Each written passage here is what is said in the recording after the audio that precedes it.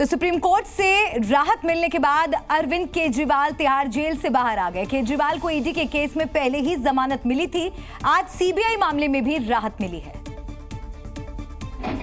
जिससे उनके तिहाड़ जेल से बाहर आने का रास्ता साफ हुआ। हालांकि सुप्रीम कोर्ट ने जमानत के लिए कुछ शर्तें लगाई हैं। जमानत के लिए उन पर वही शर्तें लागू होंगी जो ईडी के मामले में जमानत देते हुए लगाई गई थी। यानी जेल से बाहर आने के बाद केजरीवाल किसी भी फाइल पर दस्तखत नहीं करेंगे, बिना एलजी की मंजूरी के फाइल पर साइन नहीं कर पाएंगे। साथ ही उनके सचिवालय जाने पर भी पाबंदी रहेगी। इतना ही नहीं, इस मामले में बयान या टिप्पणी से भी उन्हें बचना होगा। जरूरत पड़ने पर ट्रायल कोर्ट में पेश होंगे और जांच में सहयोग करना होगा। केजरीवाल को जमानत मिलने पर आम आदमी पार्टी में जश्न का माहौल है। फैसला आते ही मनीष सिसोदिया और दिल्ली की मंत्री आतिशी खुशी से उछल पड़े। जमानत मिलने के बाद आम आदमी पार्टी ने बीजेपी पर जोरदार हमला बोला। माननीय सुप्रीम कोर्ट ने भारतीय जनता पार्टी को भी एक बहुत बड़ा संदेश दिया है कि तुम्हें अपनी तानाशाही बंद करनी पड़ेगी। आज माननीय सुप्रीम कोर्ट का आदेश भारतीय जनता पार्टी के मुंह पे एक कड़ा तमाचा है।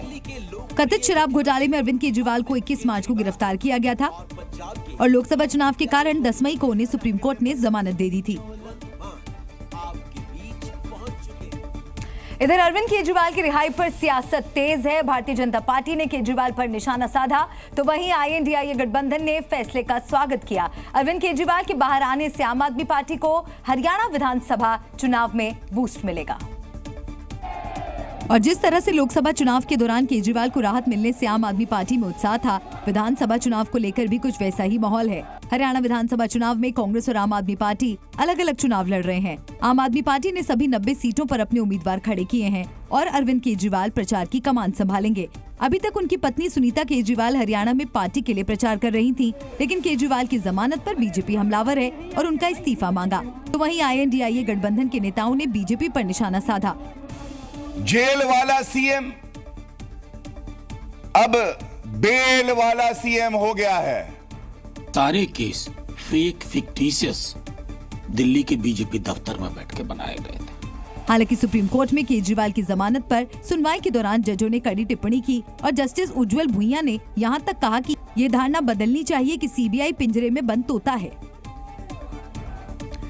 दिल्ली दंगा मामले में कड़कड़डूमा कोर्ट ने 10 आरोपियों को सबूतों के अभाव में बरी कर दिया, लेकिन दंगे के आरोपियों की इस आजादी के पीछे है जमीयत उलेमाए हिंद, जिसने कोर्ट के फैसले पर अपनी पीठ थपथपाते हुए सोशल मीडिया पोस्ट में लिखा, जमीयत उलेमाए हिंद की जद्दोजहद रंग लाई। जमीयत उलेमाए हिंद के सोशल मीडिया पोस्ट की भाषा पर गौर करेंगे तो ये जश्न की भाषा लगती है। अपने पोस्ट में जमीयत ने आगे लिखा कि दिल्ली की कड़कड़डूमा अदालत ने एक महत्वपूर्ण फैसले में 2020 के दिल्ली दंगों के विभिन्न मामलों में फंसाए गए 10 आरोपियों को बाइज्जत बरी कर दिया है। इनमें से 7 बेगुनाह मुसलमानों की तरफ से कानूनी पैरवी जमीयत उलेमाए हिंद के अध्यक्ष मौलाना महमूद असद मदनी की हिदायत पर एडवोकेट सलीम मलिक और एडवोकेट अब्दुल गफ्फार ने की। जो मुलजिम हैं उनको सजा मिलनी चाहिए और जो मुलजिम नहीं हैं वो बरी होने चाहिए। दरअसल 23 फरवरी 2020 को दिल्ली में दंगे भड़क उठे थे, जिसमें दंगाइयों ने सैकड़ों दुकानें जला दी थी। इस दंगे में 50 से ज्यादा लोगों की मौत हुई थी और 500 से ज्यादा लोग घायल हुए थे। वक्फ बोर्ड संशोधन बिल के खिलाफ नया घमासान शुरू हो गया। मुस्लिम संगठनों ने विधेयक के खिलाफ QR कोड की मुहिम शुरू की, तो हिंदू संगठन भी बिल के समर्थन में उतर आए। और उत्तर प्रदेश, महाराष्ट्र, गुजरात, झारखंड समेत कई शहरों में गणेश पंडालों के बाहर वक्फ बोर्ड बिल के समर्थन में QR स्कैन लगा दिए, जिसे स्कैन करके हिंदू संगठन बिल के समर्थन में अपनी राय भेज रहे हैं। तो वहीं दूसरी ओर मुस्लिम संगठन बिल के विरोध में वक्फ बोर्ड संशोधन बिल के खिलाफ खड़े हो गए और QR स्कैन पर JPC को अपनी आपत्ति भेज रहे हैं और जुमे की नमाज के बाद मस्जिदों के बाहर QR कोड स्कैनर हाथ में लेकर अपनी राय भेजने की अपील की। जुमे की नमाज के बाद लोग बड़ी तादाद में अपनी राय वक्फ अमेंडमेंट बिल के सिलसिले में JPC को भेज रहे हैं। मुस्लिम और हिंदू संगठन दोनों का अपना अलग अलग एजेंडा और अलग अलग मुहिम है, लेकिन QR कोड की इस जंग में कौन बाजी मारेगा ये तो वक्त ही बताएगा।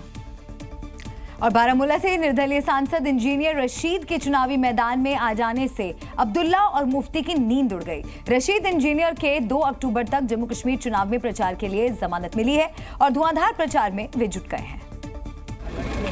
तो वहीं दूसरी ओर लोकसभा चुनाव में इंजीनियर से मुंह की खा चुके उमर अब्दुल्ला ने इसे सियासी साजिश बताया और इंजीनियर रशीद को खुली चुनौती दी। इंजीनियर रशीद साहब ने कल शायद ये कहा कि अगर मैं उसके साथ वापस दिल्ली जाने के लिए तैयार हूं तो वो मैदान छोड़ेंगे हमारे हक में। मैं आज कहता हूं ना, जिस दिन उसको वापस तिहाड़ जेल वापस जाना होगा मैं साथ जाऊंगा उसको वहां छोड़ने के लिए। मैदान छोड़े और घर में बैठे। इधर अंतरिम जमानत पर जम्मू कश्मीर पहुंचे रशीद इंजीनियर वक्त जाया नहीं करना चाहते। कल श्रीनगर पहुंचने के बाद उन्होंने अपने संसदीय क्षेत्र बारामूला में प्रचार किया, तो आज अनंतनाग में जनता के बीच पहुंचे और प्रचार किया। इस दौरान उन्होंने उमर अब्दुल्ला के चैलेंज पर भी जवाब दिया। ये कौन सा चैलेंज है? वो बेचारा मेरे से 2 लाख रुपए हार गया, वो क्या चैलेंज मुझे देगा? उसको आज अपनी टोपी उतार के कहिए कुछ छाती है। इंजीनियर रशीद टेरर फंडिंग के आरोप में पिछले करीब 5.5 सालों से दिल्ली की तिहाड़ जेल में बंद थे और जेल से उन्होंने लोकसभा का चुनाव लड़ा और उमर अब्दुल्ला को करीब 2 लाख मतों से हराया था। और असम में भी अतिक्रमण के खिलाफ बुलडोजर एक्शन जारी है। गुवाहाटी के सोनपुर इलाके में प्रशासन ने कई अवैध निर्माण को हटाया और सोनापुर के कोसुटोली इलाके में भारी सुरक्षा के साथ पहुंचकर प्रशासन ने कई अवैध घरों को गिरा दिया। हालांकि इस कार्रवाई के दौरान 2 लोगों की मौत भी हो गई। ऐसा दावा किया गया कि जब ये अवैध घर हटाए जा रहे थे तभी बड़ी संख्या में लोग धारदार हथियार के साथ पहुंचे और कार्रवाई कर रही प्रशासन की टीम पर हमला कर दिया। असम के मुख्यमंत्री ने 2 लोगों की मौत पर दुख जताया और इस पूरी घटना के लिए कांग्रेस को जिम्मेदार बताया। फिर वो लोग वायलेंट हो गया जब कांग्रेस ने इंस्टिगेट किया। पुलिस को बहुत सारा वेपन लेके, शार्प वेपन लेके पुलिस को मारा, पुलिस को हमला किया। असम के मुख्यमंत्री हिमंता बिस्वा शर्मा के मुताबिक गुवाहाटी का सोनापुर इलाका ट्राइबल बेल्ट है और कांग्रेस के समय में ट्राइबल बेल्ट एंड ब्लॉक का कानून लाया गया। ट्राइबल बेल्ट एंड ब्लॉक में आदिवासी के सिवा कोई दूसरा नहीं रह सकता। हिमंता ने यह भी दावा किया कि स्थानीय लोग हाथों में तलवार और भाला लेकर निकले थे। इस दौरान बांग्लादेश वाले नारे भी लगाए गए। और हिमाचल प्रदेश में शिमला के संजौली के बाद अब मंडी में भी अवैध मस्जिद पर संग्राम शुरू हो गया। मस्जिद के अवैध निर्माण के खिलाफ मंडी में हिंदू संगठन सड़क पर उतर आए। प्रदर्शनकारियों को मस्जिद की तरफ बढ़ने से रोकने के लिए पुलिस ने चाक चौबंद इंतजाम किए थे। शहर के चप्पे चप्पे पर बैरिकेडिंग की गई थी, लेकिन प्रदर्शनकारियों की भीड़ आगे बढ़ती रही और भारी संख्या में लोग हाथों में तिरंगा लेकर निकले और आगे बढ़ते रहे। पुलिस ने भीड़ को आगे बढ़ने से रोकने के लिए समझाने का प्रयास किया, लेकिन सफल नहीं हुए। इस दौरान पुलिस से इनकी झड़प भी हुई। इसके बाद भीड़ को तितर बितर करने के लिए पुलिस ने पानी की बौछार की, लेकिन प्रदर्शनकारी डटे रहे। इस बीच मंडी नगर निगम आयुक्त की कोर्ट ने फैसला दिया कि मंडी में बनी मस्जिद के अवैध हिस्से को गिराना होगा। हालांकि खुद मुस्लिम समुदाय के लोगों ने अवैध हिस्सों को तोड़ना शुरू कर दिया था। मंडी में अवैध मस्जिद को लेकर हिंदू संगठनों में आक्रोश है। आरोप है कि मस्जिद सरकारी जमीन पर बनाई गई, जिससे इधर मुख्यमंत्री सुखविंदर सिंह सुक्खू ने भी शांतिपूर्ण प्रदर्शन की अपील की है। तो ये प्रदर्शनों का प्रदेश है, यहाँ हमारे प्रदर्शन होते रहते हैं और प्रदर्शन करना लोकतंत्र की सबसे बड़ी व्यवस्था भी है, अपनी बात को रखने का एक तरीका भी है और प्रदर्शन शांतिपूर्वक हो। और अब खबर दिल्ली की। दिल्ली के द्वारका सेक्टर 6 में एक प्राचीन मंदिर को तोड़ने पहुंची डीडीए की टीम के सामने लोगों ने हंगामा कर दिया।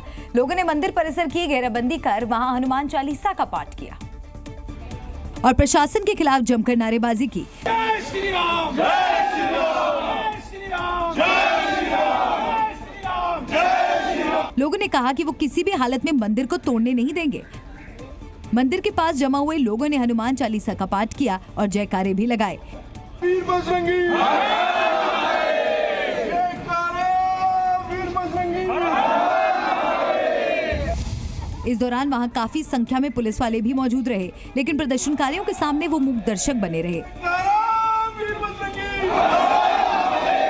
दिल्ली की उपनगरी द्वारका सेक्टर 6 की मार्केट में हम मौजूद हैं और यहाँ ये जो मंदिर आप देख रहे हैं, इस मंदिर को तोड़ने के लिए डीडीए की टीम पहुंची हुई दिल्ली पुलिस और इलाके के जो लोग हैं उन्होंने इस मंदिर को घेर लिया है। लोगों के मुताबिक ये मंदिर 20 साल से भी ज्यादा पुराना है और वहाँ रह रहे करीब 28,000 श्रद्धालुओं की आस्था इस मंदिर से जुड़ी हुई है। जैसे मंदिर चल रहा है वैसे चलना चाहिए, उसको कोई तोड़फोड़ नहीं होनी चाहिए किसी भी हालत में। हम बर्दाश्त नहीं करेंगे इस बात को। डीडीए की टीम और पुलिस वालों के सामने लोगों का ये प्रदर्शन काफी देर तक चलता रहा। यूपी में अवैध मदरसों के खिलाफ सरकार की कार्रवाई शुरू हुई, जिसके बाद कई जिलों में मदरसा संचालक खुद सामने आए और मान्यता वापस करने का प्रस्ताव दिया। ऐसा ही कुछ गोंडा जिले में हुआ, जहां मदरसा कमेटियों ने बाकायदा बैठक करके मान्यता वापस कर दी। अकेले गोंडा जिले में अब 20 मदरसा संचालकों ने मान्यता खत्म करने का प्रस्ताव दिया है और अल्पसंख्यक कल्याण विभाग ने प्रस्ताव को आगे बढ़ा दिया। साथ ही विभाग ने मदरसों को बंद कराने की प्रक्रिया भी शुरू कर दी और करीब 19 अवैध मदरसों के खिलाफ बंद करने की प्रक्रिया शुरू हुई। मदरसों के बंद करने के बाद इनके नाम भी पोर्टल से हटाए जाएंगे। जनपद गोंडा में टोटल 16 मदरसों की मान्यता के प्रस्ताव निरस्त के लिए गए हैं और बाकी शेष 4 मदरसों के प्रस्ताव जा रहे हैं। टोटल 20 प्रस्ताव मान्यता प्रत्याहार के लिए रजिस्ट्रार के यहाँ प्रेषित किए जा रहे हैं। अगर गोंडा जिले में मान्यता प्राप्त मदरसों की बात करें तो यहाँ कुल 467 मान्यता प्राप्त मदरसे हैं।